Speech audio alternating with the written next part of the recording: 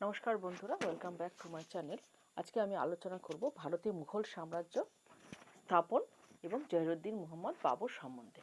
এর আগে আমরা লোধি বংশের ইতিহাস আলোচনা করার সময় জেনে নিয়েছিলাম যে লোধি বংশের শেষ সুলতান ইব্রাহিম লোধি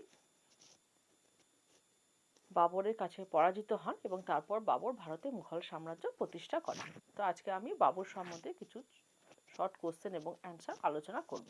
ভিডিওটি শুরু করার আগে তোমাদের সকলকে জানাই আমার তরফ থেকে অনেক অনেক শুভেচ্ছা। প্রথম কোশ্চেন হচ্ছে, প্রথম পানিপথের যুদ্ধ কবে সংঘটিত হয়? 1526 খ্রিস্টাব্দে। বাবর ভারতে প্রথম অভিযান বা আক্রমণ করেন কবে? 1519 খ্রিস্টাব্দে। বাবর 19 খ্রিস্টাব্দে দুবার ভারত আক্রমণ করেছিলেন। বাবর কতবার ভারত আক্রমণ করেন? Important question. বাবর ভারত আক্রমণ করেন মোট 5 বার। তিনি শেষবার ভারত আক্রমণ করেন 1525 খ্রিস্টাব্দে। বাবর যখন চতুর্থবার ভারত আক্রমণ করেন তখন লাহোরের শাসনকর্তা কে ছিলেন? দৌলত খাঁ লোধি। কে বাবরকে ভারত আক্রমণের আমন্ত্রণ জানিয়েছিলেন? দৌলত খাঁ লোধি।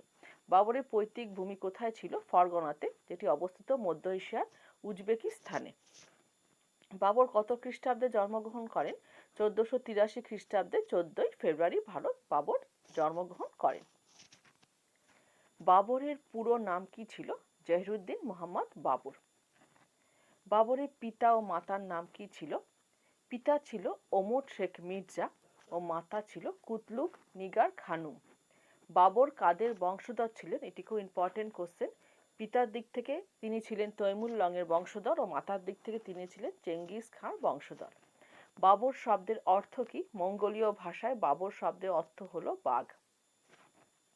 বাবর কত বছর বয়সে সিংহাসনে বসেন? 12 বছর বয়সে। ফরগনাতে বাবরের প্রতিপক্ষ কে ছিল? উজবেক শাসক শাহবানি খান। এর কাছে পরাস্ত হয়ে বাবর সিংহাসন হারিয়ে তাসখন্দে আশ্রয় নেন। বাবরের পানিপথের যুদ্ধ জয়লাভের মূল কারণ কি? এটাও খুব ইম্পর্টেন্ট কোশ্চেন, খুব আসে যে বাবর কেন পানিপথের যুদ্ধ জয়লাভ করেছিলেন। তার মূল কারণ ছিল বাবর এই যুদ্ধে প্রথম কামানের ব্যবহার করেছিল, যেটি ইব্রাহিম লোধির কাছে ছিল না। পানিপথের যুদ্ধের পর কোন যুদ্ধে বাবর জয়লাভ করেন? এরপর জয়লাভ করেন খানোয়ার যুদ্ধ 1527 খ্রিস্টাব্দ। খানোয়ার যুদ্ধে বাবরের প্রতিপক্ষ কে ছিল? রানা সংগ্রাম সিংহ। চান্দেরির যুদ্ধ কাদের মধ্যে সংগঠিত হয়?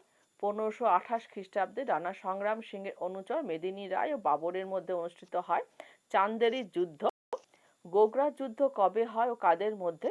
1529 খ্রিস্টাব্দে বাবরের সাথে ইব্রাহিম লোধির ভ্রাতা মাহমুদ লোধি, বিহারের শের খাঁ এবং বাংলার সুলতান নসরত শাহের মধ্যে হয়েছিল গোগরার যুদ্ধ। এটা খুব মনে রাখবে যে কাদের কাদের মধ্যে এই যুদ্ধগুলো হয়েছিল। এরপরের কোশ্চেন হচ্ছে, পানিপথের যুদ্ধে কে পরাজিত হন? যে শেষ লোধি সুলতান ইব্রাহিম লোধি। কবে বাবর মারা যান? 1530 খ্রিস্টাব্দে 48 বছর বয়সে বাবর মারা যান।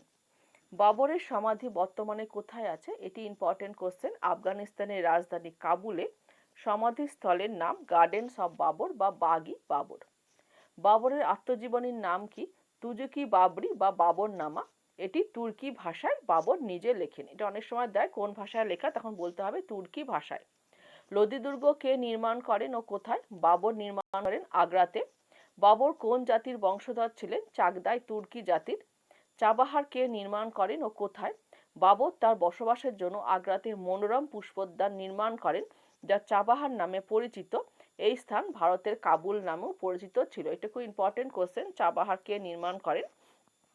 তখন বলতে হবে যে বাবর নির্মাণ করেন আগ্রা। তো আজকে আমরা বাবর সম্বন্ধে 25টি কোশ্চেন এবং অ্যান্সার আলোচনা করলাম।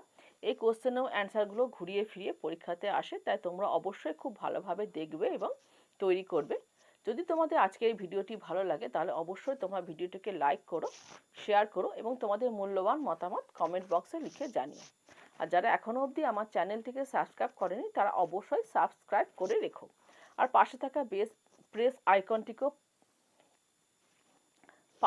বেল আইকনটিকেও প্রেস করে দিও, যাতে সমস্ত ভিডিওর নোটিফিকেশন তোমরা সবার প্রথমে পাও।